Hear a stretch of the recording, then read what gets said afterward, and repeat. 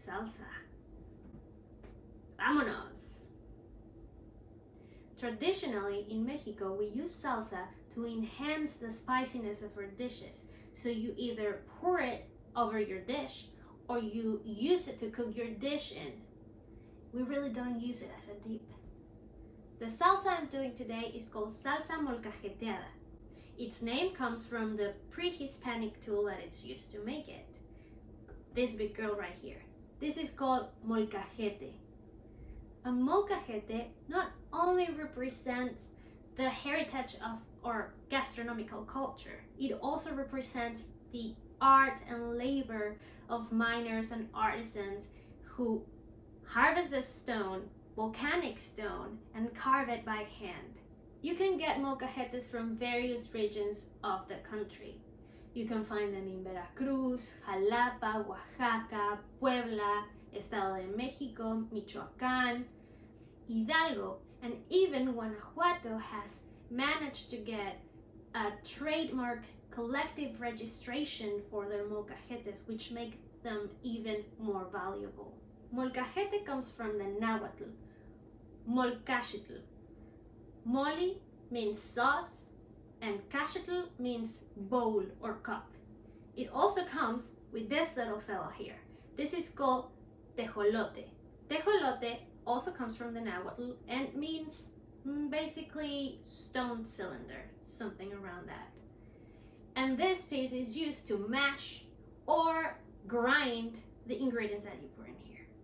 So this tool not only makes your food delicious, it's quite fun to use. And I'll show you how. But before, we need to prep our ingredients, and for that, let's go to the stove. You want to lightly fry your garlic just to make it tender without really making it dark. Just want some of the aroma to release in the oil.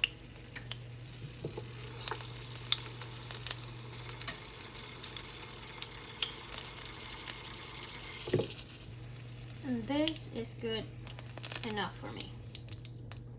Now the dry peppers. For this salsa, I'm using some chile de árbol.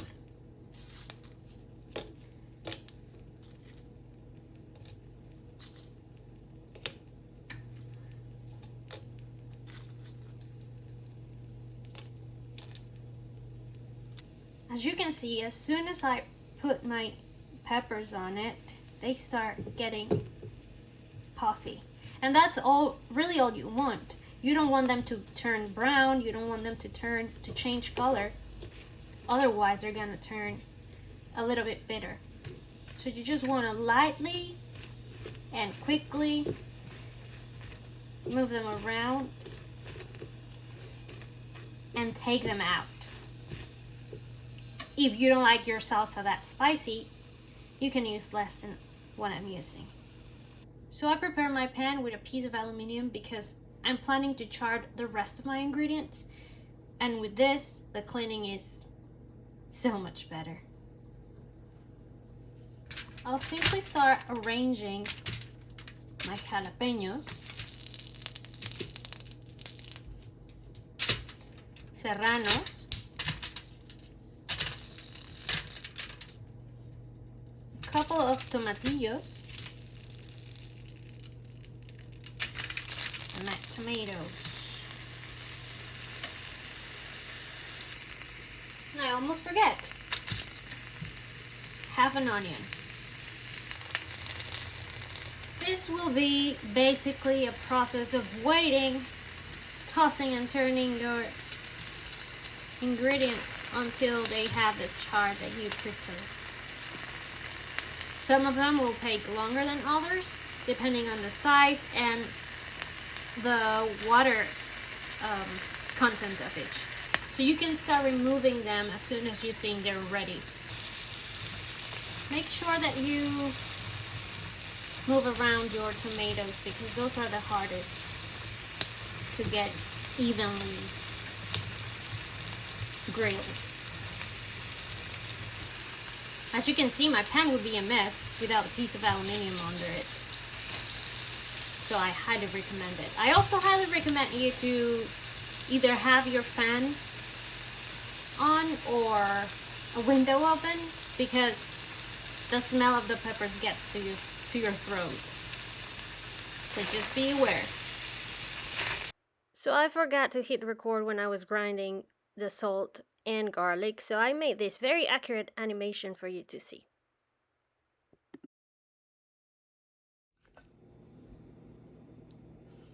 I should have mentioned that the idea for making this salsa came from one of my husband's partners, who graciously sent a bunch of vegetables that he grew, among them amazing jalapeños, wonderful tomatoes. So I decided that I was going to make this salsa and share some with him.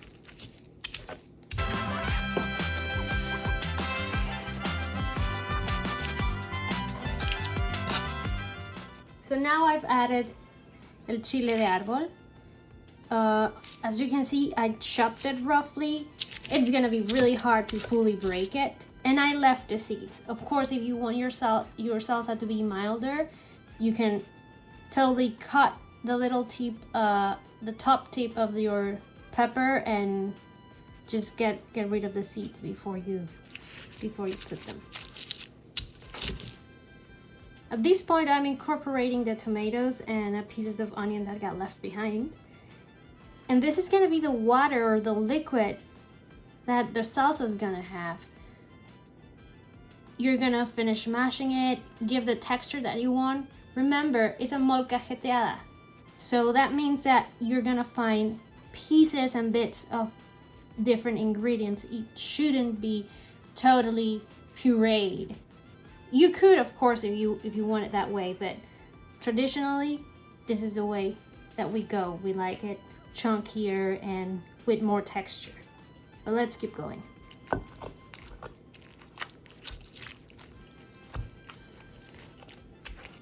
Okay, so I've been here for a little while, working my arm out. And for me, this is the consistency that I like. This moment is the right moment to taste it and see if it needs more salt.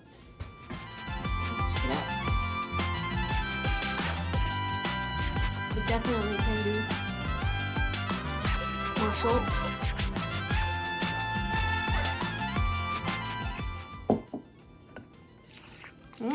Spicy, delicious. You can either pour it over, I don't know, your tacos, your chicken, or even use it as a marinade for your beef. That would be a good idea. So here you have it. Isn't this gorgeous? So as I said before, I'm already salivating. We usually use it to enhance the spiciness or to make our food spicy. So I have here a steaming hot quesadilla. Let's give it a healthy spoonful of salsa. And let's give it a try.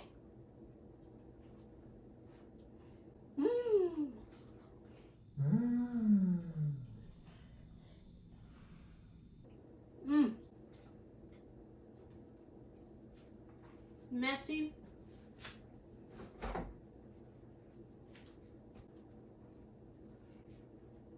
And delicious. Oh wow.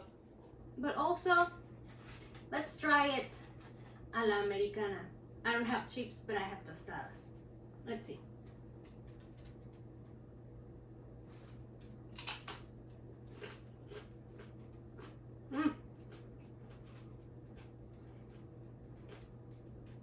What is not to like? I mean, so if you do make this salsa, share it with your friends just like this video. Like, subscribe, and be notified. For more, follow me on the socials. Adios, amigos.